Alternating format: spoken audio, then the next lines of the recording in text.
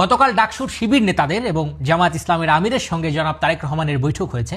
এই বিষয়টি নিয়ে আমাদের অনেক অ্যাক্টিভিস্ট ভাইয়েরা এবং বিএনপির অনেক ভাইয়েরা এটা নিয়ে নেগেটিভ প্রতিক্রিয়া জানিয়েছেন। আমি এই বিষয়টি পজিটিভলি ব্যাখ্যা করতে চাই। ডাকসুর এই নেতারা বিএনপিকে নিয়ে যে ধরনের বাজে কথা বলেছে এবং জনাব তারেক রহমানকে উদ্দেশ্য করে বলেছে যে লন্ডন থেকে প্রেসক্রিপশন নিয়ে বাংলাদেশে দল চালানো যাবে না, সেই ডাকসুর শিবির নেতারাই এখন লন্ডন নেতার কাছে প্রেসক্রিপশন নেয়ার জন্য 2 ঘন্টা অপেক্ষা করে 5 মিনিট কথা বলার সুযোগ পেয়েছে। এটার মানে হচ্ছে তাদের পরাজয়। জামায়াত ইসলামের আমির সাহেব তিনি জনাব তারেক রহমানের সঙ্গে বৈঠকে বলেছেন যে বিএনপির সঙ্গে আমরা কাজ করতে চাই। এই যে কাজ করতে চাওয়া, 5 আগস্ট পরবর্তী সময় এই জামায়াত ইসলামের নেতারা তারা স্বপ্ন দেখেছিল যে 300 আসনে বিজয় হয়ে তারা সংসদে যাবে, প্রধানমন্ত্রী হবে, কত স্বপ্ন। সেই সকল স্বপ্ন ভেঙে চুরমার।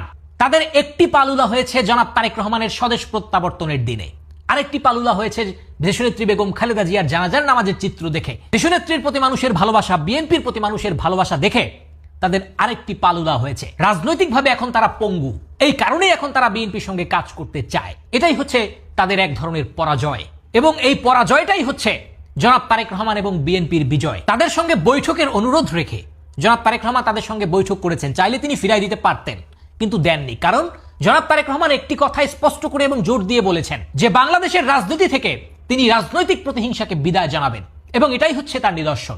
এবং এটা প্রমাণ করে যে জনাব তারেক রহমান পুরো বাংলাদেশ নয়, পুরো বিশ্বের মধ্যে একজন অন্যতম আদর্শবান শাসক হিসেবে প্রতিষ্ঠিত হবেন ইনশাআল্লাহ। বিএনপি বিরোধী শক্তিরা বুঝতে পেরেছে বিএনপি কি জিনিস।